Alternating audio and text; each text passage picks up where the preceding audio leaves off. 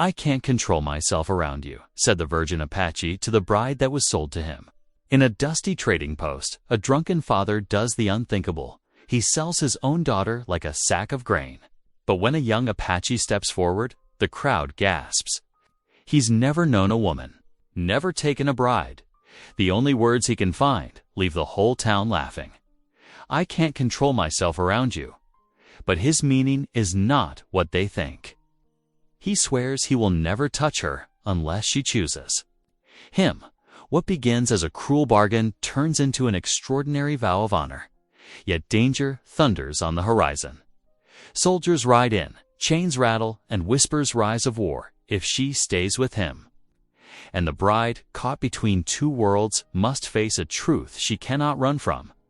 Is she a prisoner of this sail, or the only one who can turn it into love that saves them both? Your reactions reaffirm something simple, yet powerful, that stories still shape us, even in silence. If you believe in the soft endurance of love, truth, and doing what's right, then you're exactly why these stories exist. The trading posts weathered. Floorboards creaked under Rachel Whitcomb's feet as she stood, head bowed, trying to become invisible.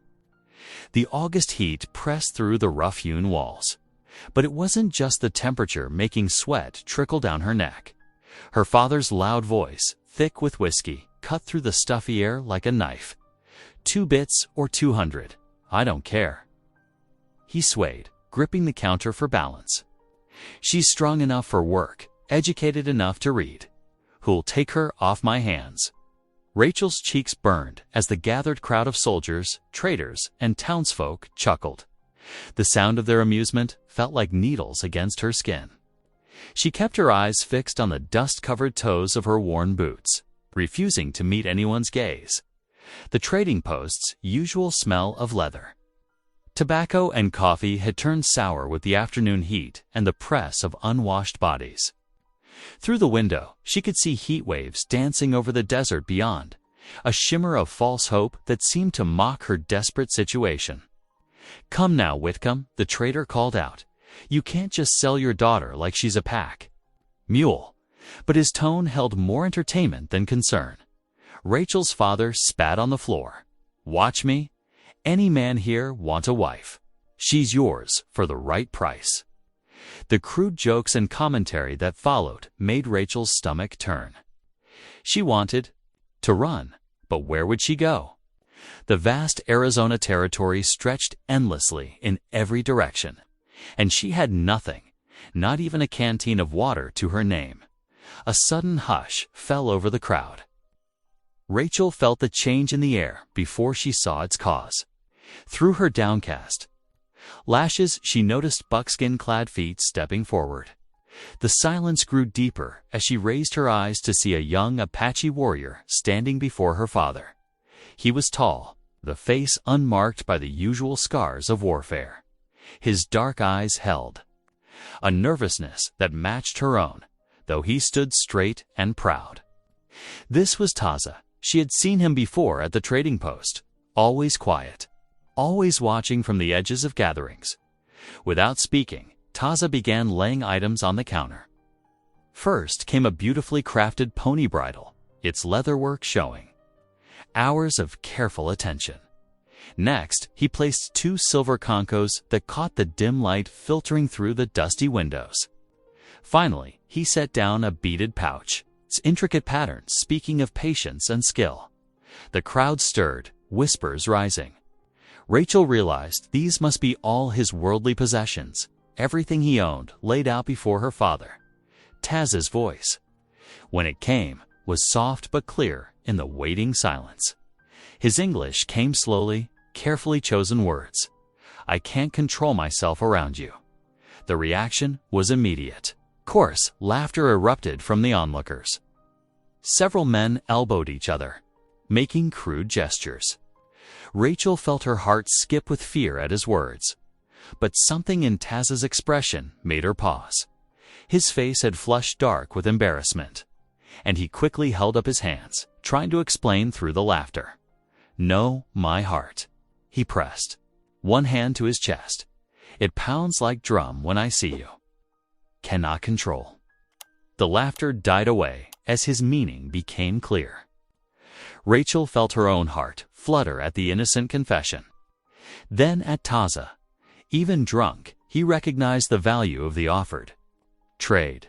Done, he declared, scooping up the bridle and concos. He left the beaded pouch, whether from oversight or a last shred of conscience. Rachel couldn't tell. The crowd began to disperse, disappointed by the anticlimactic end to their entertainment. Rachel stood rooted to the spot as Taza carefully approached her, moving slowly as if she were a frightened deer that might bolt at any moment. "You need not fear," he said softly, his voice barely carrying over the shuffling feet and murmured conversations around them. "I give oath, never touch without your wish." The sincerity in his eyes made Rachel's throat tight. She managed a small nod, though her mind whirled with confusion and uncertainty. This was not how she had imagined her life would unfold. Yet, something about Taza's gentle manner gave her a thread of hope to cling to. The trading post's door stood, open to the evening air, and Taza gestured toward it with a respectful distance between them. Rachel took a hesitant step forward, then turned for one last look at her father.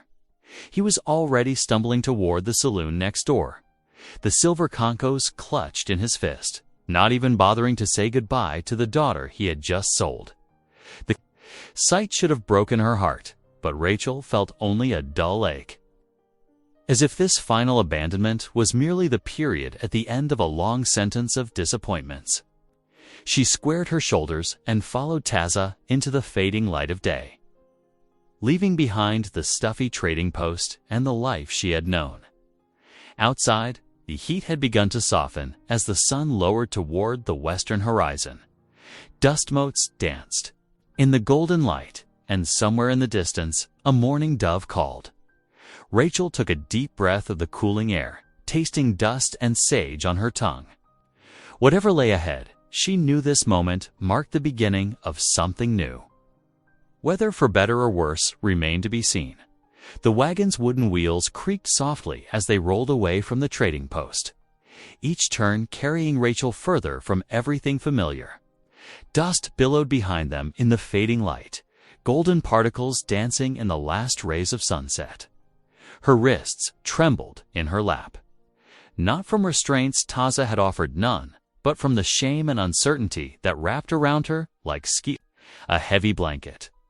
Rachel watched the trading post's oil lamps grow smaller, their yellow glow dimming until they were no more than fireflies in the gathering dusk. The small wagon jolted over a rut, making her grab the rough wooden seat.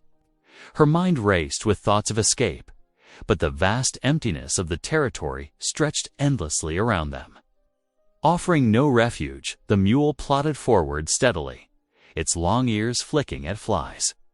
Taza held the reins loosely, his profile etched against the darkening sky. He hadn't spoken since they left, hadn't tried to hold her in place or bind her hands. His silence felt different from the cruel quiet of the trading post. There was a gentleness to it, like the soft evening breeze that stirred her hair. When they reached a sprawling mesquite tree, its twisted branches reaching toward the first stars, Taza drew the mule to a halt. Rachel tensed, uncertain what to expect, but he simply climbed down and began gathering dry branches for a fire. The flames caught quickly, sending sparks upward to compete with the emerging stars. Taza moved with careful efficiency, keeping a respectful distance as he offered Rachel a strip of jerky and his water skin. Her throat was dry from dust and fear, but pride made her hesitate. "Please," he said softly, still holding out the water. "Night comes cold and desert. Needs strength." Rachel accepted the water skin with trembling fingers, taking a small sip. The leather taste of the container couldn't mask the sweetness of the cool water. When she finished, she gathered her courage and asked the question that had been burning in her mind since the trading post. "Why did you buy me?" Her voice came out barely above a whisper, but in the desert quiet. It carried clearly. Taza settled on the other side of the fire, his eyes fixed on the dancing flames. The orange light played across his features as he considered his words carefully. Many drunk white men in post today, bad spirits in them, thoughts. He poked at the fire with a stick, sending up a shower of sparks. I see how they look at you, like hungry wolves. Rachel wrapped her arms around herself, remembering the leering faces and crude comments. The memory made her shiver despite the fire's warmth. Could not leave you there, Taza continued. Not right for a woman to be sold like horse. But he looked up then, meeting her eyes across the flames. I make sacred vow. Before fire and great spirit, I swear, never touch you unless you choose. Freely. The sincerity in his voice caught Rachel off guard. She studied his face, looking for any sign of deception, but found only earnestness in his steady gaze. The firelight revealed a gentleness in his eyes that she hadn't noticed before, softening the warrior's features into something almost boyish. As night settled fully around them, the desert came alive with new sounds. Coyotes called in the distance, their yips and howls echoing off unseen canyon walls. An owl swooped silently overhead, its wings briefly blocking out the stars. Taza spread a blanket for Rachel near the fire, then moved to the other side, giving her space. Lying wrapped in the rough wool, Rachel's thoughts drifted to James, her dead fiancé. He had been so proud of his railroad surveying job, so certain he could help bring progress to the territory. Then came the news, an Apache raid on the survey camp. No survivors. Her father had drunk heavily after that, his grief turning to bitterness, then to the desperate act of selling his own daughter. Now here she was, in the care of an Apache warrior. The irony wasn't lost on her. Gratitude for Taza's kindness warred with bitter memories of loss, leaving her confused and exhausted. She rolled onto her side, facing away from the fire, whispering firmly to herself, I will not cry. I will not cry. But in the darkness, with only the stars as witnesses, the tears came anyway. They rolled silently down her cheeks, dropping onto the blanket as the coyotes sang their lonely songs to the desert night. Rachel tried to muffle her sniffles, but a soft rustle from across the fire told her Taza had heard. He didn't speak or move closer. He simply added another piece of wood to the flames, its light holding back the darkness for a little longer. The fire crackled softly, sending up sparks that merged with the star-filled sky. Rachel's tears gradually slowed as exhaustion overtook her, the day's events weighing heavily on her mind. The last thing she remembered before sleep claimed her was the gentle sound of Taza humming a quiet melody, its unfamiliar notes weaving with the desert night sounds.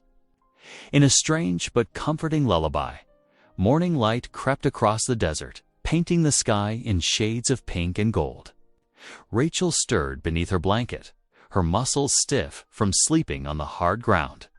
The air already held the promise of another scorching day, though dew still clung to the sparse desert grass. Taza had risen before dawn. She found him tending the mules, speaking softly to them in Apache as he checked their hooves. He acknowledged her with a slight nod, then pointed toward a small bundle near the rekindled fire. Breakfast, he said simply. Must eat. Long ride today. Rachel found dried fruit and more jerky wrapped in a clean cloth. As she ate, she watched Taza prepare for their journey. His movements were deliberate and gentle, especially with the animals. It struck her how different he seemed from the fierce Apache warriors she'd heard so many stories about. The sun climbed higher as they set out, the wagon's wheels leaving twin trails in the dusty earth. Heat waves shimmered across the landscape, distorting the distant mountains that were their destination. Rachel's throat felt parched, and she found herself watching anxiously for any sign of water. By mid-morning, they reached a dry arroyo, its steep banks carved by long-ago floods. Taza guided the mules down a narrow trail into the sandy bottom, The wagon creaked and swayed, making Rachel grip the seat tightly. At the bottom, a thin trickle of water emerged from between rocks, barely enough to wet the sand. Taz stopped the wagon and helped Rachel down. The mule's ears perked forward at the sound of water, but the trickle was too slight for them to drink properly. Without hesitation, Teza knelt by the seep and began patiently cupping water in his hands, lifting it to the mule's mouths. "Ushka," he said softly as he worked, then glanced at Rachel. "Mean thank you in Apache for being patient animal." Rachel watched him tend to the mules, something warming in her chest despite her wariness. "Ashug," she repeated carefully, testing the foreign word on her tongue. Taz's eyes crinkled slightly at her attempt. Good words make bridge between people. They spent the next hour by the water's seep Taza, teaching her simple Apache words. While the mules rested, Rachel found herself stumbling over the unfamiliar sounds, and Taz's broken English wasn't much better. But somehow the shared struggle eased the tension between them. As the sun climbed toward noon, they left the arroyo behind and began climbing into the foothills. The air grew cooler as they gained elevation, and the scent of pine trees replaced the desert's dusty heat. When they reached a sheltered grove, Teza stopped the wagon. "Rest here," he said. Too hot to travel more now, Rachel gratefully sought the shade of a large pine, its needles creating a soft carpet beneath her. The mountain breeze carried the sweet scent of sap, so different from the trading post's stale air. Exhaustion from 2 days of travel washed over her, and questions she'd been holding back spilled forth. "Why do you have no wife?" she asked, then immediately worried she'd overstepped. Taz sat with his back against another tree, far enough to be proper, but close enough to talk. He was quiet for so long that Rachel thought he wouldn't answer. When he finally spoke, his voice was soft with shame. "Other warriors call me virgin warrior. Say I am untested, too shy with women." He plucked a pine needle, rolling it between his fingers. "They laugh because I do not boast of battles or conquests. Say I am more like medicine man than warrior." The admission hung in the air between them. Rachel studied him with new understanding, seeing beyond her initial fear to recognize something familiar, the loneliness of someone who didn't quite fit the role others expected of them. They remained in the grove until the worst of the day's heat passed. As they resumed their journey, Rachel found herself watching Taza with different eyes, noting the gentle way he handled the mules, how he checked back often to ensure she was comfortable. Their second night's camp was higher in the foothills, where the air held a hint of autumn crispness. After tending to the mules and building a fire, Taza moved a short distance away from the camp. Rachel watched as he knelt facing the emerging stars, his head bowed in prayer. His words were too soft to make out clearly, but the reverence in his voice carried across the quiet night. He remained there for some time, speaking to the Creator.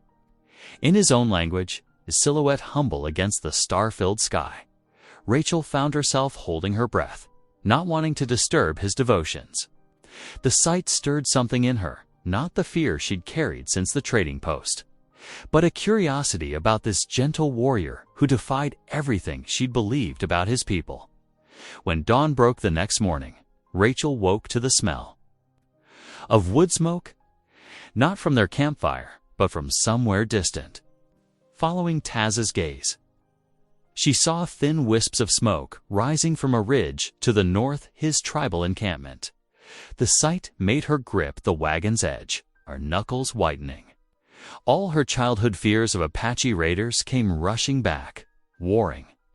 With the strange sense of safety she'd developed in Taz's presence, he seemed to sense her tension, turning to meet her eyes. "My people there," he said simply, neither pushing nor pulling, leaving the space between them open for her to cross. In her own time, Rachel's fingers slowly loosened their grip on the wagon, though her heart still raced. She looked at the distant smoke, then at Taza, caught between the stories she'd grown up with and the truth she'd witnessed these past days. The morning breeze carried the scent of pine and wood smoke, mixing them together like the confusion. In her heart, the pines whispered overhead as Taz's wagon rolled into the Apache encampment. Rachel's heart hammered against her ribs as dozens of dark eyes turned toward her. The camp spread beneath towering ponderosas, with wickiups made of branches and bark scattered in a rough circle around a central clearing.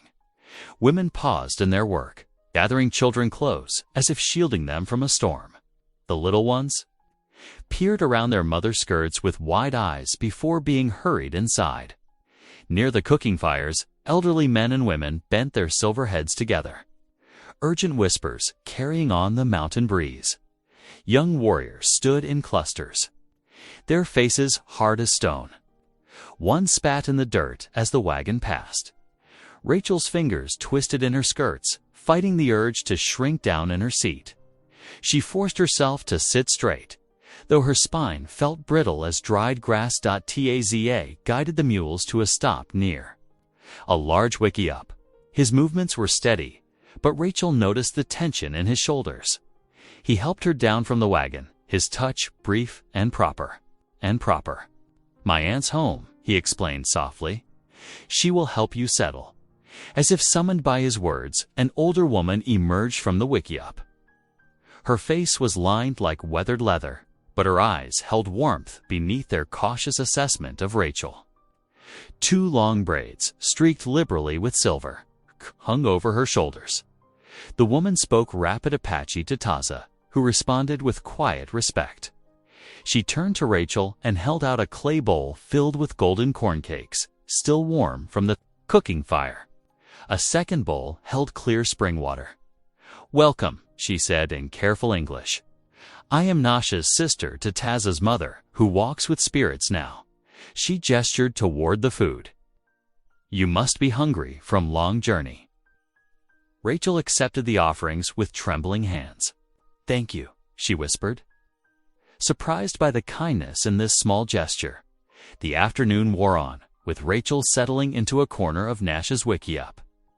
The older woman showed her where to store her few belongings and gave her fresh blankets, woven in bright patterns. Though they shared few words, Nash's practical help eased some of Rachel's tension.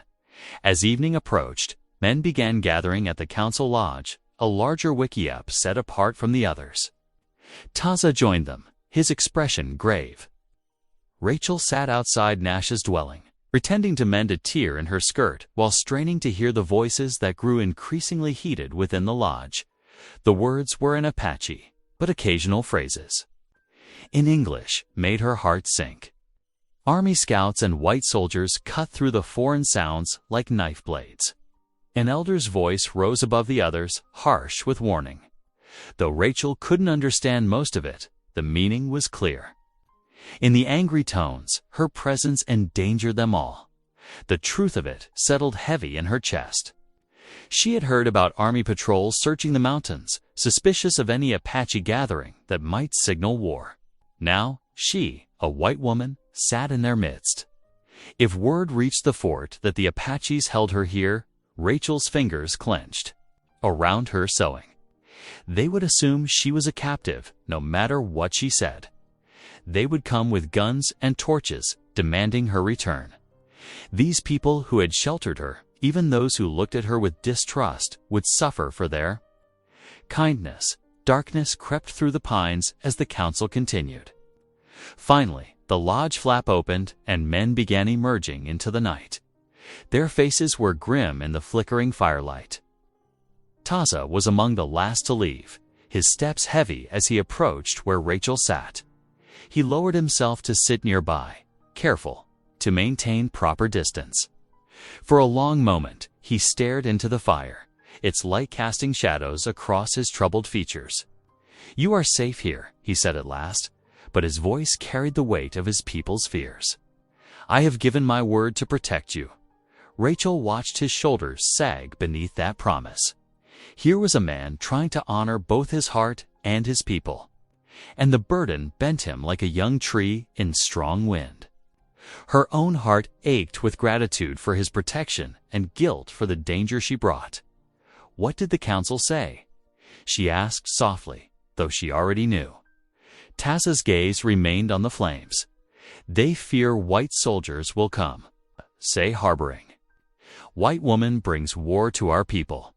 He turned to look at her then, his eyes reflecting firelight and worry.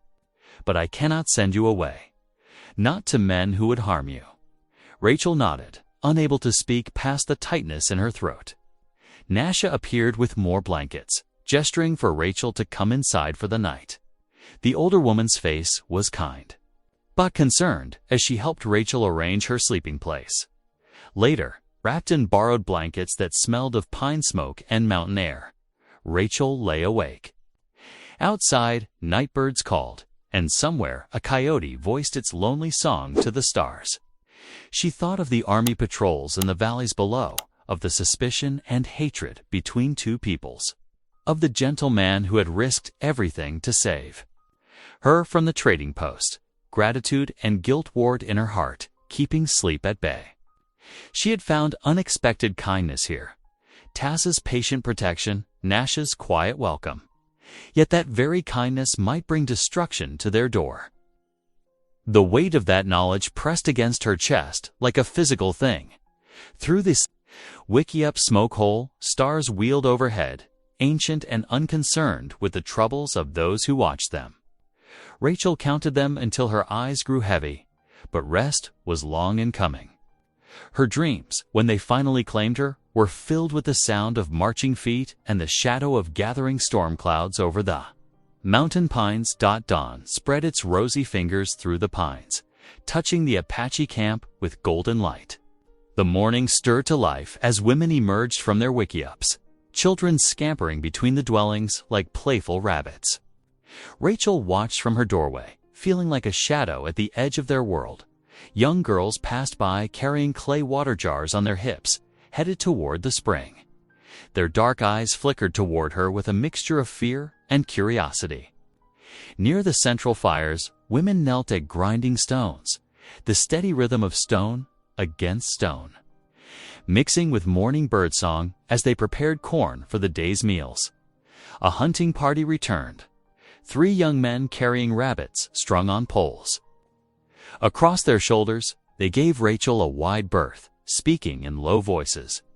She caught the word white woman in their Apache speech, followed by frowns. "They will learn," came Taz's quiet voice behind her. Rachel turned to find him holding a coiled rope made of yucca fibers. "Today, you learn too." He led her to where dead branches lay scattered beneath the pines. With patient gestures, he showed her how to stack the wood and wrap it with the rope, creating a bundle she could carry on her back. The method seemed simple as she watched him demonstrate. "Like this?" Rachel attempted to copy his movements, but the rope slipped through her fingers. The wood clattered to the ground, scattering across the needle-strewn earth. Nearby, children, who had been watching, burst into giggles. Heat rose in Rachel's cheeks, but when she glanced at the children, she saw their fear had melted into genuine amusement. One small boy, no more than 6 years old, ran forward to help gather the fallen branches. "Try again," Taza encouraged, the corners of his mouth lifting slightly. This time, he guided her hands with his own, showing her how to tuck the rope just so. The children called out words in Apache that made him chuckle. "What are they saying?" Rachel asked, adjusting the bundle on her back. "They say white woman learns slow like baby deer," he translated, "but baby deer grow strong with practice." Rachel surprised herself by laughing. The sound seemed to bridge something, and more children crept closer, pointing at her feet and miming how to balance the load. Their small faces shone with the universal delight of teaching someone older something they already knew well. By midday, Rachel's back ached from carrying wood, but satisfaction warmed her chest. She had contributed, even if only in this small way. Finding a quiet spot beneath a towering pine, she sat to rest, grateful for the shade. Here, alone with her thoughts, memories of her fiancé surfaced like shadows. Thomas had been a railroad surveyor, marking lines through Apache territory. She remembered his letters speaking of savage obstacles to progress, the prejudice she had shared without question. Then came the news of his death, an Apache arrow. In response to broken treaties and stolen land, Rachel pressed her palms against her eyes, old grief mixing with new understanding. She had carried such hatred, seeing all Apaches as murderers. Yet here was Taza, who had spent everything he owned to protect her, who had vowed never to touch her without consent, who taught her with endless patience. The sun was sinking toward the western peaks when Taza found her. Without speaking, he gestured for her to follow. They climbed a gentle ridge above the camp, where the view opened to valleys painted in evening gold. Here, Taza knelt, facing the horizon, his lips moving in silent prayer. Rachel stood quietly, watching the peace settle over his features. After a while, he spoke softly, teaching her a word in Apache. "Gadza," he said carefully. "It means peace." "Gadza," Rachel repeated, stumbling over the unfamiliar sounds. She tried again. "Gadza." Taza turned to her, surprise and pleasure lighting his face. For the first time since the trading post, their eyes met in a genuine smile, shy but real, as the sunset painting the sky above them below in the camp. Cooking fires bloomed in the gathering dusk. The aroma of roasting rabbit and corn cakes drifted up the ridge. Coyotes began their evening chorus in the distance, their wild songs echoing off the mountainsides. Rachel wrapped her arms around herself, feeling the warmth of this fragile moment. Here on this quiet ridge, sharing words in silence with a man she had once feared, something new took root. Not love, not yet, but understanding, a tender shoot growing through rocky soil. Taza rose from his prayers, respecting the proper distance between them, as always. Together, they watched the last light fade from the peaks. In the space between them, that single shared word hung like a bridge across ancient wounds. Gadza. Peace. 2 dawns and 2 dusks painted the sky as Rachel found her rhythm in the Apache camp. On the morning of her 3rd day, she watched the women gathering berries in woven baskets, their movements practiced and sure. Taking a spare basket from beside a wickiup, she followed them into the brush at a careful distance. The late summer berries hung dark and ripe on thorny branches. Rachel's fingers soon stained purple as she worked, memories of picking berries with her mother rising unbidden. Behind her, whispers rustled like dry leaves. "White woman follows like lost deer," one woman muttered in Apache. Rachel recognized. Enough words now to understand the gist, if not every syllable. She kept her head down, focusing on the task. A child's cry pierced the morning air. Rachel turned to see a small boy, no more than 4 summers old, clutching his stomach and wailing. His mother held him, speaking soft words of comfort while other women clucked their tongues and offered advice. Rachel set down her basket and approached slowly. "May I?" she asked, gesturing to the child. The mother's eyes narrowed with suspicion, but the boy's pain seemed to outweigh her doubt. Kneeling beside them, Rachel felt the child's forehead. Fever burned beneath her palm. "My mother taught me about willow bark," she explained, pointing to the trees near the stream. "It helps with fever and pain." The mother nodded once, her face tight with worry. Rachel hurried to the stream, stripping bark from young willow branches. She returned to find Taza had joined the group, watching with quiet intensity as she crushed the bark and mixed it with water to make a poultice. "Like this," Rachel murmured, showing the mother how to apply the medicine. "A little in his mouth, too, though it's bitter." The child squirmed at the taste, but didn't fight it. By sunset, the boy's fever had broken. His mother touched Rachel's arm briefly, the first voluntary contact since her arrival, before carrying her sleeping son back to their wickiup. Taza's smile held pride as he watched Rachel gather her empty baskets. "You have healing hands," he said in his careful English. Creator gives different gifts to all people. That evening, seeking solitude to pray, Rachel climbed the ridge above the camp. An old mission church stood in ruins against the darkening sky, its adobe walls crumbling, like forgotten dreams. She ducked through the doorway, her footsteps stirring dust that had settled over decades of abandonment. Moonlight filtered through holes in the remaining roof, catching on something that glinted beneath fallen stones. Rachel knelt, moving rocks. Aside carefully, her breath caught as she lifted a leather-bound Bible, its pages yellowed but largely intact, protected by its resting place. A sound at the doorway made her turn. Taza stood there, silhouetted against the stars. "May I enter?" he asked softly. Rachel nodded, settling on a fallen beam. She opened the Bible, its familiar pages a comfort in this strange place. By the light of the lamp Taza had brought, she found the 23rd Psalm.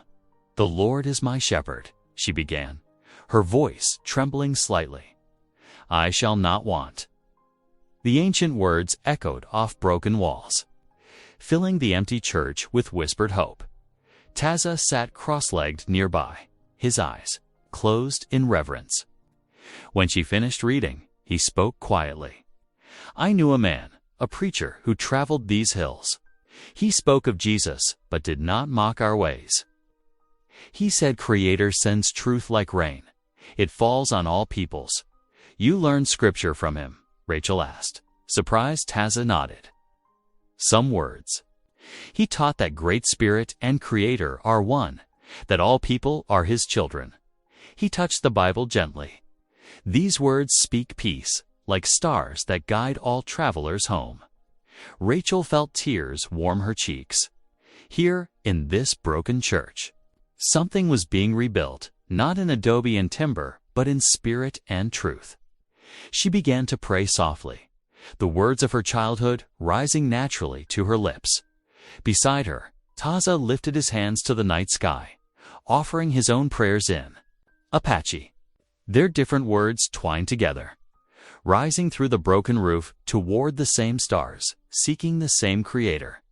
In that moment, Rachel felt something shift inside her, like spring ice breaking on a winter-locked stream. The ruin of her life, her father's betrayal, her forced sale, her fears and prejudices seemed to crack and fall away. In its place, something new took root. Tender as a seedling but reaching toward light. It wasn't physical desire that warmed her heart as she watched Taza pray. It was something deeper, more profound, a recognition of shared faith, of gentle strength, of a soul that sought the same divine light she yearned for. Perhaps this was what redemption felt like, finding holy ground in unexpected places, seeing God's hand at work even in life's darkest valleys. The lamp flickered low as they sat in comfortable silence, each lost in prayer and possibility. Through the broken walls, coyotes sang to the rising moon, their wild voices a reminder that God's cathedral was not limited to human buildings. Here in the ruins, something beautiful was being built from broken pieces, just as their two hearts, wounded by loss and prejudice, were slowly learning to beat in harmony with divine grace.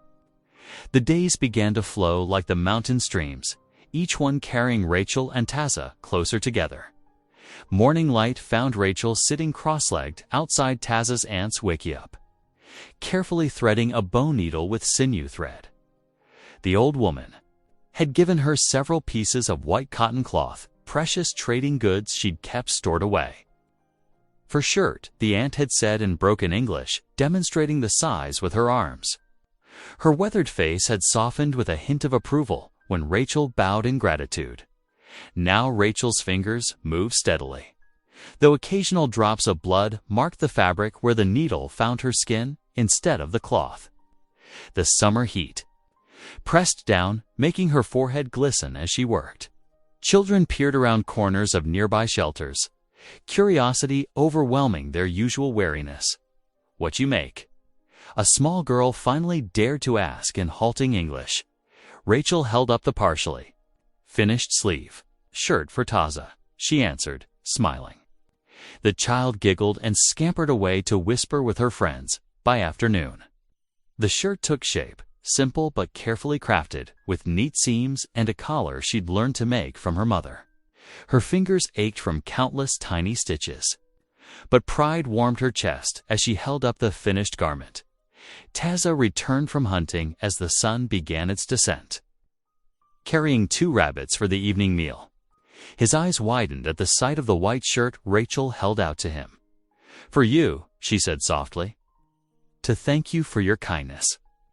His hands trembled slightly as he took the gift, running calloused fingers over the smooth fabric. Without speaking, he ducked behind his wickiup to change. When he emerged, wearing the shirt, something in Rachel's heart skipped like a stone across still water. The white cotton gleamed against his bronze skin, making him look both stronger and gentler somehow. Children gathered around, touching the fabric with wondering fingers and giggling.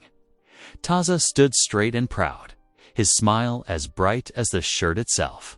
"Much obliged," he said formally, using one of the English phrases he'd learned from the circuit preacher.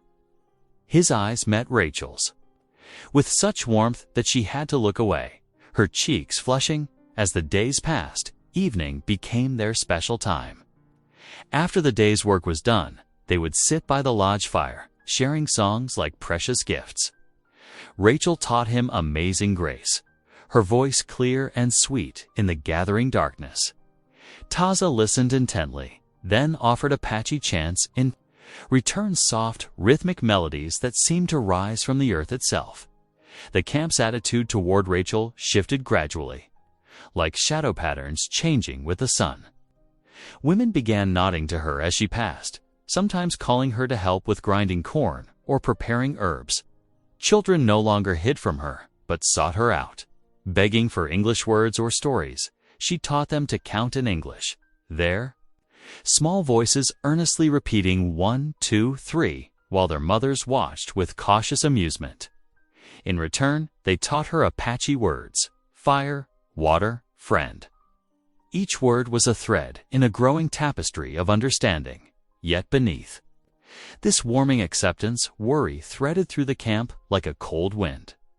Rachel caught fragments of conversations as she worked. Soldiers searching, white woman, the elders' faces grew grave in council meetings, and young warriors took turns watching the valleys below. On the 7th evening, Taza led Rachel to their usual spot by the fire. The flames painted shadows across his face as he struggled to find words. His hands moved restlessly, plating and unplating a piece of grass. "Rachel," he began, his voice barely above a whisper, "I must speak truth from my heart." She sat very still, feeling the night air grow thick with unspoken words. Crickets chirped in the darkness beyond the firelight. "I have never," he paused, searching for the right English words, "never known woman's touch. Never wished to, until now." His hands trembled as he dropped the grass stem. "My heart beats like drum when you near. I think I love you." The confession hung in the air between them, fragile as morning mist. Rachel's heart thundered in her chest as she looked at him, this gentle warrior who had saved her, respected her, waited for her. His eyes held no demand, only honest emotion that made her breath catch. She found herself swaying toward him, drawn by something deeper than thought. For a moment, she could almost feel his arms around her, almost taste the kiss that hung suspended between them. But memory and fear pulled her back. Her dead fiancé, her father's betrayal, the dangers, her presence. Brought to the camp, "I need time," she whispered, her voice rough with emotion. "Please understand." Taza straightened, dignity settling around him like a cloak. "I will wait," he said simply. "My heart is patient." He touched his hand to his chest, then extended it palm up toward the stars. Creator knows the season for all things. They sat in silence then, watching the fire dance while overhead, stars wheeled in their ancient patterns. No more words were needed. The space between them hummed with possibility, with choices yet unmade, but heavy with meaning. Around them, the camp settled into night sounds, mothers singing children to sleep, old men murmuring stories, dogs barking at distant coyotes. Rachel felt suspended between two worlds, no longer fully part of either, but somehow belonging to both. In Taz's patient love, she sensed a bridge between those worlds, a path to something new and unexpected. The fire burned low, casting its last warm light over them as they sat together, separate yet connected, each holding the weight of unspoken feelings in careful hands. Tomorrow would bring its own challenges, but for now, this moment was enough. This quiet understanding, this tender possibility. This chosen waiting, dawn broke over the Apache camp with unusual merriment. Rachel stirred from her blankets at the sound of women's laughter outside the wickiup. Their voices carried clearly through the morning air. Taz's bride still sleeps. One called in Apache, the words now familiar enough that Rachel understood. Another voice answered with gentle teasing. Perhaps she dreams of her warrior. Heat rushed to Rachel's cheeks as she smoothed her skirts and emerged into the morning light. The women gathering by the cooking fire gave her knowing looks, their eyes twinkling with mischief rather than the suspicion of days past. Rachel ducked, her head trying to hide her smile, but warmth bloomed in her chest at their playful acceptance. Taja appeared from around a nearby shelter, carrying empty water gourds. His eyes found hers immediately, and that same warmth spread through her entire body. Without words, she moved to help him with his task, taking 2 of the gourds in her own hands. Together, they walked the worn path to the river, their shadows stretching long in the early light. The morning air still held its coolness, carrying the scent of pine and sage. Rachel matched her steps to Taz's, aware of every inch between them. At the riverbank, they knelt side by side. The water ran clear and strong, singing over rocks worn smooth by time. As Rachel reached to dip her gourd, Taz's hand brushed against hers. The touch, though fleeting, sent sparks through her skin. She glanced up to find him watching her, his eyes soft with emotion. Rachel felt her face flush, but she didn't pull away. Instead, she let her hand linger near his for a moment longer, her heart drumming a wild rhythm against her ribs. The morning suddenly seemed brighter, more alive with possibility. The day passed in a haze of ordinary tasks made extraordinary by shared glances and brief touches. Rachel helped the women prepare for the evening celebration, grinding corn and gathering wood. Her hands moved steadily at her work, but her mind kept returning to that morning's touch at the river dot as the sun began its descent. Excitement rippled through the camp. The hunters had returned successful, bringing deer and wild turkeys. Soon the smell of roasting meat filled the air, mixing with the sweet smoke of juniper wood. Children ran laughing between the fires, their faces glowing with anticipation. Rachel sat near one of the larger fires, watching the flames dance. Taza appeared beside her, offering a wooden bowl filled with tender meat and corn cakes. Their fingers brushed again as she took it, and this time neither pulled away quickly. They ate together in comfortable silence, shoulders nearly touching. The night deepened, and stars began appearing overhead like scattered diamonds. The fire cast flickering shadows across the gathered faces, making them seem to dance. Someone began a low, rhythmic chant, and others joined in, their voices rising and falling like wind through canyon walls. Rachel felt Pieté's tensions melting away in the warmth of the fire and the community surrounding them. Without thinking, she leaned slightly, letting her head rest against Taza's shoulder. She felt him grow very still, then gradually relax, his body solid and reassuring against hers. Around the fire, she caught the elders watching them, instead of the usual worry. In their faces, she saw something softer, understanding, perhaps even approval. One old woman nodded slowly, her eyes bright with wisdom, as if seeing beyond the surface to something deeper. The celebration continued as the moon rose higher. Eventually, the families began drifting away to their wickiups, children yawning, in their mother's arms. Rachel and Taza remained by the fire, neither wanting to break the spell of closeness that had settled over them. When they finally stood to part for the night, "Okay." Taza led Rachel to the edge of the camp where the stars seemed close enough to touch. They faced each other in the starlight, and Rachel's breath caught as Taza leaned toward her, his intention clear in his eyes. For a heartbeat, she thought he would kiss her. Her whole body tensed with anticipation, no longer from fear, but from wanting. Yet at the last moment, Taza pulled back, respect and reverence evident in every line of his body. His hand rose to hover near her cheek, not quite touching.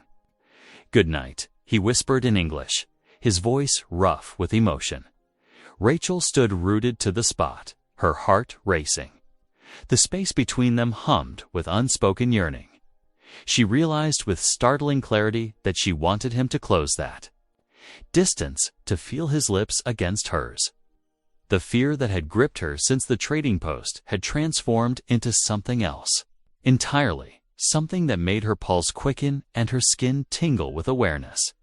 They parted reluctantly, each step away from the other, feeling like a small eternity. Rachel walked to her borrowed wickiup in a daze, her mind filled with the almost kiss, the warmth of his shoulder beneath her cheek, the gentleness in his eyes as she settled onto her blankets. Rachel pressed her fingers to her lips, imagining what his kiss might feel like. Sleep was long in coming, her thoughts spinning with new possibilities. The divisions between their worlds, once seeming as vast as the canyons, now felt less insurmountable. In their place, hope had taken root, growing stronger with each shared moment, each careful touch. The night wrapped around the camp like a protective blanket, full of stars and promise. Somewhere in the darkness, a coyote called to its mate, the sound echoing off the canyon walls like a love song to the desert night. The week unfolded like a gentle stream, each day bringing new connections and quiet joys. Morning light filtered through the pine branches as Rachel sat cross-legged on a woven mat, surrounded by eager Apache children. Their bright eyes focused on her as she held up simple objects. "Book," she said clearly, holding up the weathered Bible they had found. Small voices echoed back, some stumbling over the unfamiliar sound. She smiled encouragingly, then pointed to the sky. "Cloud. Cluda," they repeated, giggling at their own attempts. One little girl, no more than 6 years old, tugged at Rachel's sleeve and pointed to a bird soaring overhead. Eagle, Rachel taught them, and they quickly mastered the word, their voices rising with excitement. Near the edge of the camp, Taza worked with the younger hunters, scraping and stretching deerskins.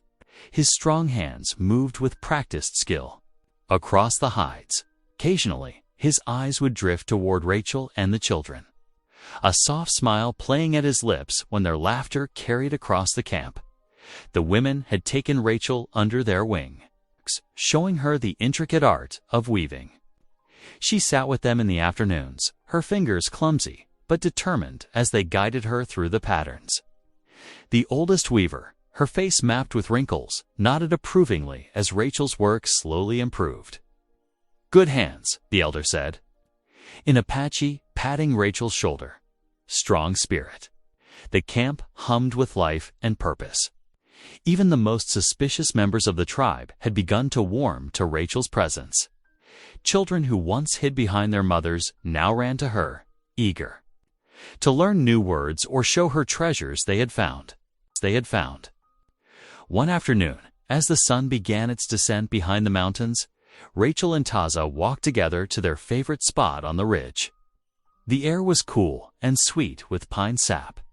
They sat side by side, watching golden light paint the valley below. Rachel's Hands twisted in her lap as she gathered her courage. "I need to tell you something," she said softly. Taneza turned to her, his eyes patient and kind. "I listen," he replied in his careful English. "My fiancé," Rachel began, her voice trembling slightly. "His name was Thomas. He was a railroad surveyor." She paused, drawing a deep breath. "He was killed 2 years ago on Apache land." Taza remained silent, but his presence beside her was steady and strong. "I was so angry," Rachel continued, tears gathering in her eyes. "I blamed all Apache people. I let hatred fill my heart." She looked at him then, her face full of regret. "I was wrong, Taza. So wrong. My pain made me blind to truth." Taza's hand moved slowly, deliberately, to cover hers where it rested on the rocky ground between them. His touch was gentle, offering comfort without demands. "Pain makes many blind," he said quietly, "but Creator gives new eyes to those who seek truth." Rachel turned her hand beneath his, threading their fingers together. They sat in silence as the sun sank lower, painting the sky in brilliant oranges and pinks. The weight of her confession seemed to float away on the evening breeze, replaced by a deep sense of peace. That night, the tribe gathered for their evening songs. Firelight danced across faces both young and old as voices rose in traditional Apache melodies. Rachel sat close to Taza, feeling the vibration of his deep voice as he joined in the ancient chants. When a natural pause fell, Rachel found herself standing, drawn by some invisible force. The firelight flickered across curious faces as she began to sing, her clear voice carrying the familiar words of Amazing Grace into the night air. Amazing Grace, how sweet the sound that saved a wretch like me. Her voice trembled at first, but grew stronger with each word. To her surprise, Taza rose beside her, adding his voice in an Apache prayer song. Their different melodies twined together, rising toward the star-filled sky like smoke from sacred fire. The harmony of their voices seemed to bridge the vast distance between their worlds. English words and Apache phrases danced together in the firelight, neither overwhelming the other, each beautiful in its own right. Rachel felt tears on her cheeks, but they were tears of joy, not sorrow. Around the fire, faces softened. Some of the older women began to sway gently to the combined melody. Children watched with wide eyes, sensing the importance of the moment. Even the most hardened warriors seemed touched by the strange beauty of their mingled songs as the last notes faded into the night air. Rachel looked around at the gathered faces. She saw something she had never expected to find here: acceptance. More than that, she saw family. These people who had begun as strangers, even enemies in her mind, had become precious to her.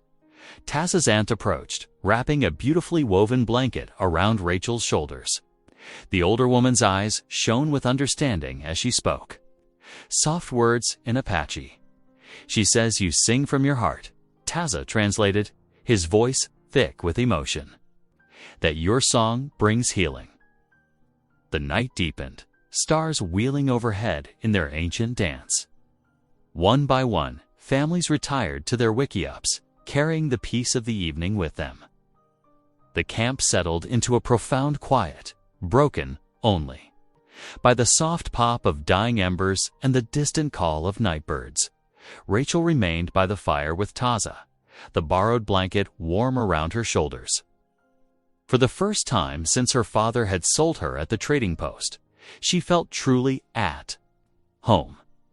Here, among people she had once feared, she had found acceptance, purpose, and the possibility of love.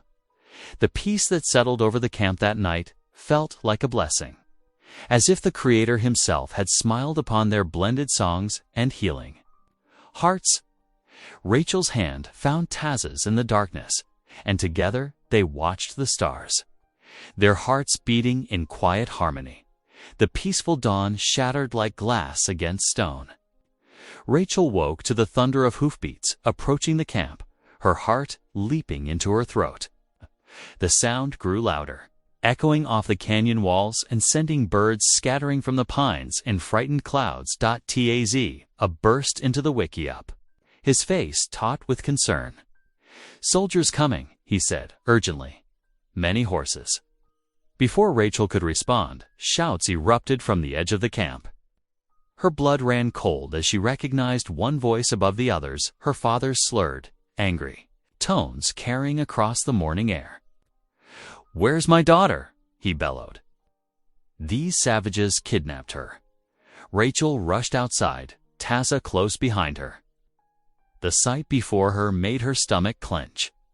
A full troop of United States Army scouts surrounded the camp, their rifles glinting. In the early light, at their head rode Captain James Harlan, his blue uniform pristine, his face hard as stone. Beside him, swaying in his saddle, sat Rachel's father, his face red with whiskey and rage. Women grabbed their children, pulling them into wickiups. Young warriors gripped their weapons but held back, knowing the deadly consequences of resistance. The elders stood still, their faces masks of dignity against this latest violation. "There she is," her father shouted, pointing a shaking finger. "Grab that Apache buck, too." Captain Harlan raised his hand, and soldiers moved forward with military precision. "Arrest that man," he ordered, gesturing toward Taza. "Charges of wife-stealing and kidnapping." "No!" Rachel screamed, throwing herself between Taza and the approaching soldiers. "He didn't kidnap me. I came willingly. My father sold me at the trading post." The captain's face remained impassive. "Step aside, Miss Wickham. Your father has reported a crime, and we're here to see justice done." Two soldiers grabbed Rachel's arms, pulling her roughly away. She struggled against their grip as others seized Taza. Her heart broke as they forced his hands behind his back, the iron chains clicking shut around his wrists. "You don't understand," Rachel pleaded, her voice raw with desperation. Taza protected me. He never. A heavy blow knocked Taza to his knees, blood trickling from his lip where a soldier's rifle butt had struck him. The camp erupted in chaos. Children wailed, women keened in distress, and warriors muttered dark promises, but none dared move against the soldiers' rifles. Rachel watched in horror as her father dismounted unsteadily and stalked toward her. "Ungrateful girl," he snarled, grabbing her arm. "Think you can shame me by running off with an Indian? I'll get my money's worth back from that thieving brave." He began dragging her toward a waiting wagon. "The money?" Rachel spat, trying to wrench free. "Is that all you care about? Your own daughter's happiness means nothing." Her father's only response was to shove her roughly toward the wagon. Rachel stumbled, catching herself against the wooden side. She turned desperately, searching for Taza among the soldiers. Their eyes met across the chaos of the camp. Despite his chains, despite the blood on his face, Taza's gaze held the same gentle strength that had first drawn her to him. In that moment, Rachel knew she had to try one last time to save him. "Captain Harlan," she called out, her voice carrying across the morning air, "listen to me, please. Don't let them kill the only man who ever honored me." The captain's face flickered with something doubt. Perhaps, or conscience, but it passed quickly. He turned away, gesturing for his men to move out. Rachel watched helplessly as they led Taza away, his head held high despite his bonds. Her father practically threw her into the wagon, cursing under his breath about ungrateful daughters and savage sympathizers. As the wagon lurched into motion, Rachel caught one last glimpse of the camp women comforting crying children. Warriors standing rigid with suppressed rage. Taza's aunt holding his prayer bundle to her chest as tears tracked down her weathered cheeks. The wagon jolted down the mountain trail, each bump driving home the reality of what had happened. The peace she had found, the love that had begun to bloom. The family she had started to build, all of it ripped away in the space of a morning. Rachel huddled in the corner of the wagon, her father's angry muttering washing over her like poison. She thought of Taz's gentle hands, his patient teaching, his unwavering respect. She remembered their shared prayers, their blended songs, the way he had kept his vow never to touch her without permission. Now he was in chains, accused of crimes he never committed, while the real criminal, her own father, drove her away from the only true home she had ever known. The sun climbed higher in the sky, but Rachel felt nothing but cold despair. Watched the mountains recede, taking with them all her hopes for happiness. But beneath her grief, a spark of determination began to glow. Somehow, some way, she would make them understand the truth. She would not let them kill Taza. She could. Not. The wagon rattled on, carrying her back to the world of white men's justice, leaving behind the man who had shown her what real honor looked like. Rachel's tears fell silently, lost in the dust of their passage, as the morning's hope turned to bitter ashes. The wagon rattled into town as the afternoon sun cast long shadows across the dusty streets. Rachel's father kept a bruising grip on her arm as he marched her toward the boarding house, his breath still heavy with whiskey. Townsfolk stopped to stare, their whispers following like angry wasps. "There she is, the Apache's bride," someone called from the saloon doorway. Cruel laughter echoed across the street. Rachel held her head high, though her cheeks burned with shame and anger. She recognized faces she'd known all her life, the general store owner who'd sold her penny candy as a child, women who'd sat next to her in church, cowboys who'd tipped their hats to her just weeks ago. Now they looked at her with a mixture of mockery and disgust. "Ain't proper," muttered Mrs. Henderson from her porch. "Girl living with savages. What's this town coming to?" Rachel's father shoved her through the boarding house door, where Miss Abigail stood wringing her hands. "Second floor, last room on the right," the older woman said nervously. I'll bring up some supper later. Lock her in." Rachel's father growled. "Can't trust her not to run back to that buck." Rachel climbed the narrow stairs, her legs trembling.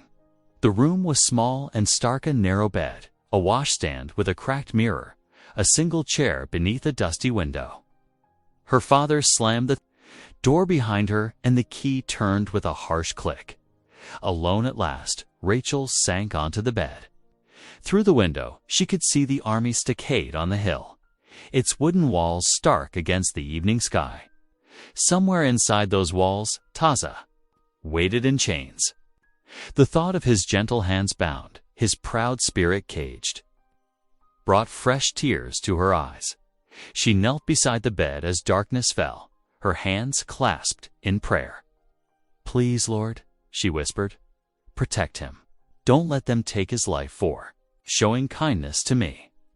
In the stockade, Taza sat against the rough wooden wall, his wrists raw from the iron shackles. Soldiers passed by his cell, some spitting, others calling out cruel jests. "Hey, Indian Romeo," one guard taunted. "Your white squaw ain't coming to save you." Taza remained silent, his face impassive. But beneath his shirt, hidden from their mocking eyes, he clutched a small scrap of white fabric, a piece of the shirt Rachel had sewn for him, torn from the sleeve during his arrest. He held it like a talisman, remembering her gentle hands working the needle, her shy smile when he'd first put it on. Dawn broke over the town, painting the streets in pale gold. Rachel heard her door unlock, and Miss Abigail entered with a breakfast tray. "Your father says you're to stay put," the woman said, not meeting Rachel's eyes. "Please," Rachel said, "I need to go to the church. Just for an hour." Miss Abigail hesitated, then pressed a key into Rachel's palm. "Be back before he checks on you at noon." Rachel hurried through the quiet streets, dust coating the hem of her skirt. The church stood silent, its white-painted boards gleaming in the morning light. Inside, Reverend Matthews looked up from his Bible, surprise crossing his weathered face. "Rachel, I heard you were returned," Reverend Rachel said, her voice steady despite her pounding heart. "I need your help. Taz's life is in danger, and he's innocent of any crime." The preacher shifted uncomfortably. "The army says he kidnapped you. He saved me," Rachel interrupted. "My father sold me like cattle, and Taza protected me." "Tinos. Scripture, Reverend." "We prayed together in the ruins of an old mission church. He honored both Christ and the Creator, showing more Christian charity than many who sit in these pews." Reverend Matthews studied her face. "You seem changed, Rachel." "I am changed. I've seen truth instead of prejudice. Will you help me?" "Well, you speak for him at the hearing." The Reverend was silent for a long moment. "I cannot promise to take your side," he said finally.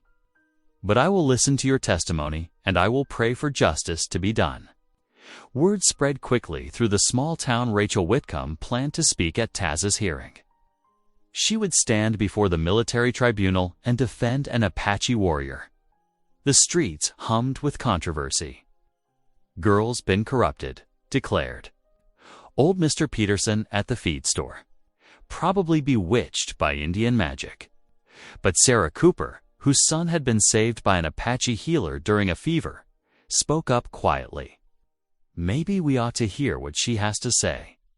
In the saloon, men made crude jokes about Rachel and Taza, but Tom Wilson, a young rancher, stood up angrily.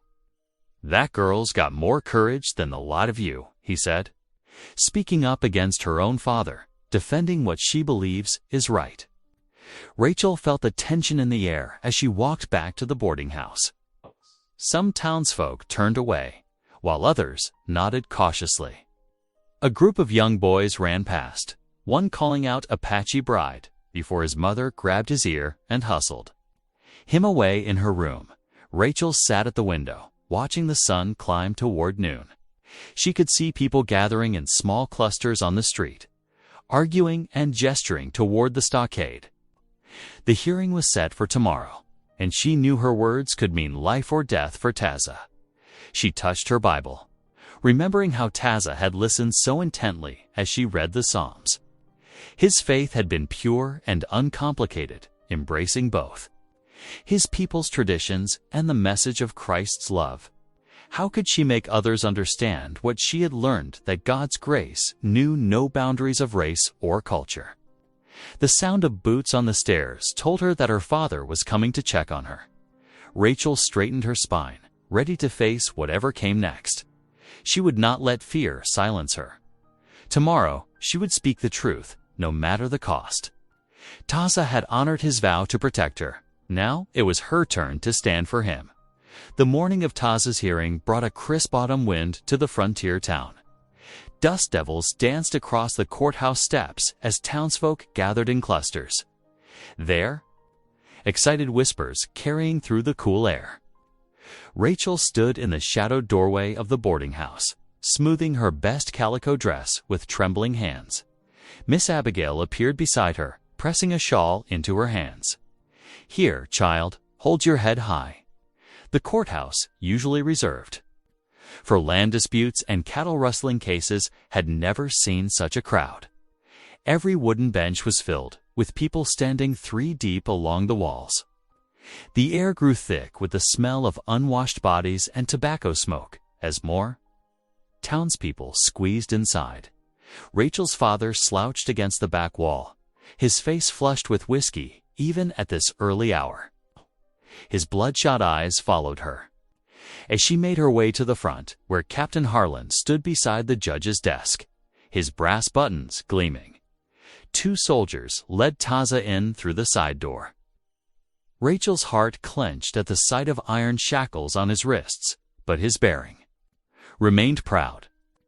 Their eyes met briefly, and she saw the same gentle strength that had first drawn her to trust him. Judge Harrison, gray-haired and stern-faced, called the room to order with 3 sharp raps of his gavel. This hearing will now commence regarding the matter of the Apache brave known as Taza, charged with the abduction of Miss Rachel Whitcomb. Captain Harlan stepped forward, his boot heels clicking on the wooden floor. Your Honor, the facts are clear. This Indian took a white woman from the trading post against her will. Such an act cannot go unpunished, lest we invite more savage behavior. From the back of the room, Rachel's father shouted, "Hang the redskin." Several voices muttered in agreement, while others shifted uncomfortably. The judge peered over his spectacles. Miss Whitcomb approached the bench. Rachel rose slowly, feeling every eye in the room upon her. Her legs felt wooden as she walked forward, but she forced herself to stand straight, remembering Taza's quiet dignity. Miss Whitcomb, Captain Harlan said before she could speak, you need not fear telling the truth now. You are safe from this savage's influence. Rachel's voice came out clear and strong, surprising even herself. The only truth I fear is the one you refuse to hear, Captain. She turned to face the crowded room. I was not kidnapped.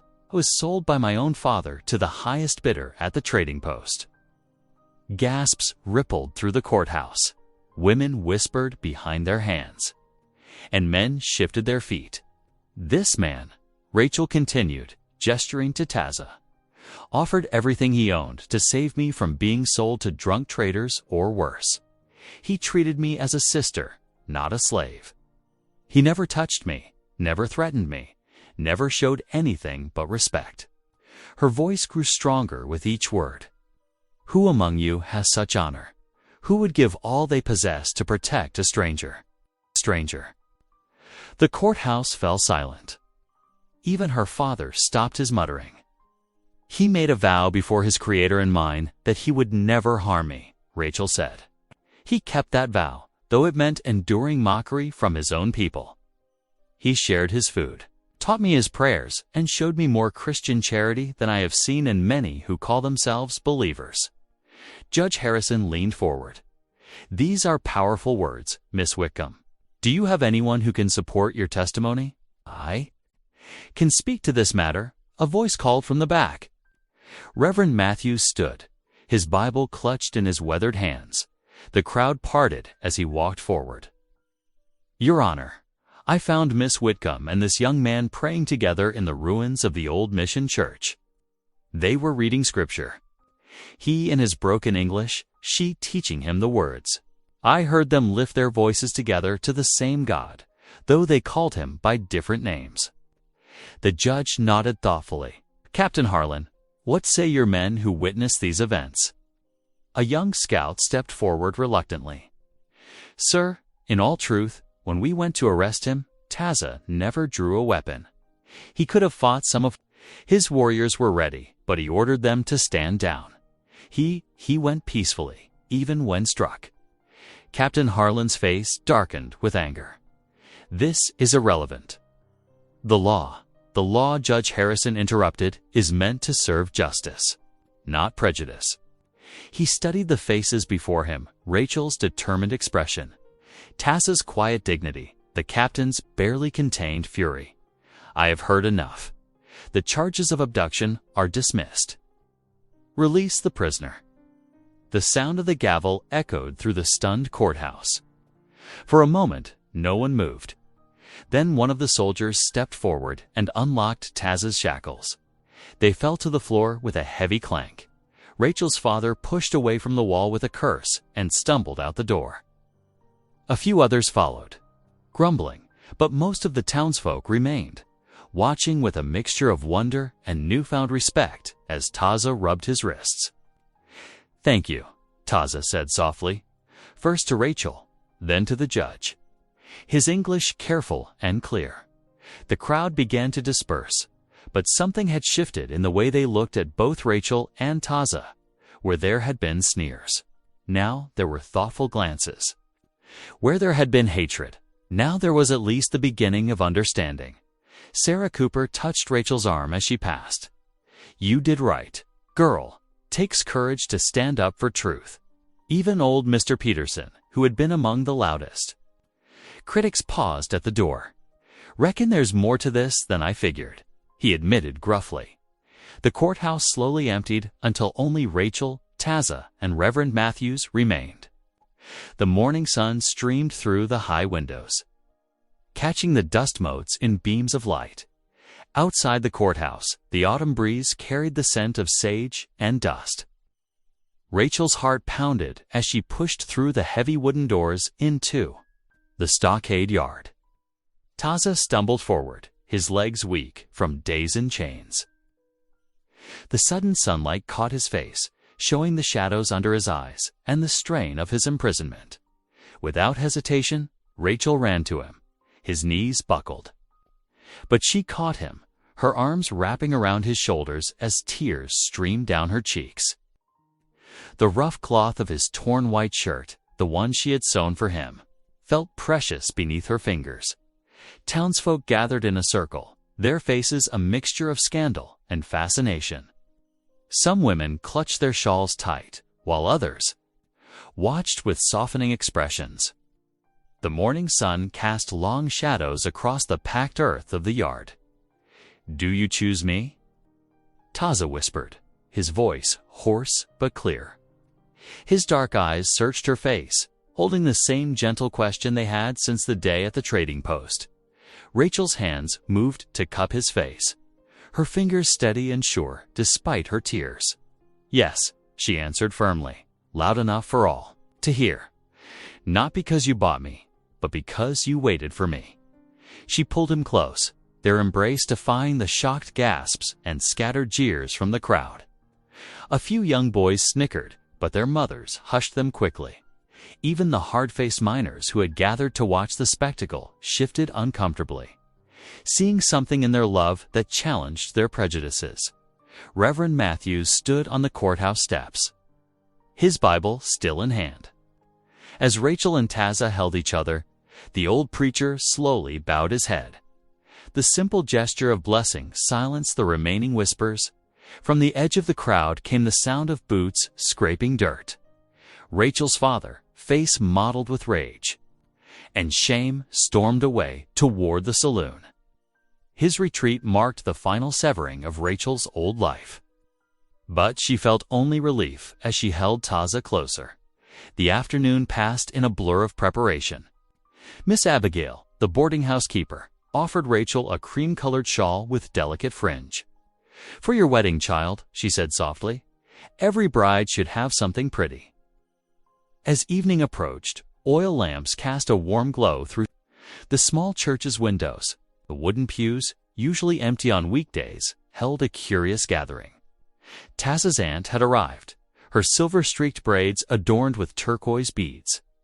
She sat in the front row, her weathered face proud. Behind her, several townsfolk who had witnessed the hearing filled the seats, drawn by something larger than curiosity. Rachel stood before the altar in her borrowed shawl, its cream color softening her travel-worn dress. Taza wore his torn white shirt like a badge of honor, standing tall despite his exhaustion. The oil lamps flickered, sending shadows dancing across the rough-hewn walls. Reverend Matthews opened his Bible, its pages well-worn with use. "Love," he began, his voice carrying to the rafters, "knows no boundaries of nation or race. It speaks in all tongues, yet needs no words. We gather here to witness such a love." The simple ceremony blended Christian ritual with Apache respect for the Creator's presence. Taza spoke his vows in careful English, each word chosen with deliberate care. "I take you, Rachel, not as property, but as my heart's choice, before the Great Spirit and your God. I pledge my love and protection." Rachel's voice trembled, but grew stronger with each word. "I take you, Taza, freely and with all my heart. Before God and all witnesses, I choose you as my husband, now and always." They exchanged no rings. Taza's silver concos had been sold at the trading post. Instead, he wrapped one end of Rachel's shawl around his wrist, then the other end around hers, binding them together in the Apache way. The gesture drew soft murmurs of appreciation from those who recognized its significance. "What God has joined," Reverend Matthews pronounced, "let no man put asunder." The first stars were appearing in the darkening sky as Rachel and Taza emerged from the church as husband and wife. The evening air carried the scent of pine from the distant mountains where they had first learned to trust each other. A few townsfolk offered quiet congratulations, their earlier hostility mellowed by the simple dignity of the ceremony hand in hand. They walked away from the town, their shadows merging in the gathering dusk. The road stretched before them, leading toward the mountains and whatever future they would build together. Behind them, the church's oil lamps glowed like beacons in the growing darkness, marking the place where a souled bride became a chosen wife and where love proved stronger than prejudice. The journey home took them through familiar paths, now transformed by shared love. Rachel rode beside Taza in the wagon, their fingers intertwined as the wheels creaked over sun-baked earth. The morning air carried the scent of sage and pine, sweeter now that they traveled as husband and wife. At first light, they crested the final ridge. Below, smoke from morning fires rose from the Apache camp nestled among the pines. Rachel's heart quickened, not with fear this time, but with the knowledge that she was truly coming home. Faces appeared between the lodges as they approached. Children pointed, women gathered, and warriors stood alert. Then someone recognized them and called out. Soon the whole camp surrounded their wagon, voices rising in surprise at seeing them return together. Married, Rachel carefully dismounted. She had practiced this moment in her mind during their journey. Gathering her skirts, she knelt before the tribal elders as Taza had taught her. In careful Apache words, she greeted them. "I come as daughter, if you will have me." The eldest woman's weathered face softened. She reached down, helping Rachel to her feet, and embraced her. Others followed, their previous suspicion melting into cautious welcome. As evening fell, the people gathered around a great fire. Rachel sat beside Taza, watching flames dance against the darkening sky. When the singing began, she joined her, voice with her clear hymn weaving through his deep Apache chant. Their harmony rose above the crackling fire, drawing smiles from the elders and delighted giggles from the children. Later, Taza took her hand and led her toward their new lodge. Lamplight spilled from within, casting a warm glow across the packed earth. Around them, both Apache and a few visiting white traders watched in quiet wonder, witnesses to what patience, mercy, and faith had achieved. Inside, their prayers rose together, two languages becoming one song before the creators. Throne, thank you for watching. This one reached you, consider subscribing. I'll be back tomorrow with more meaning, more humanity.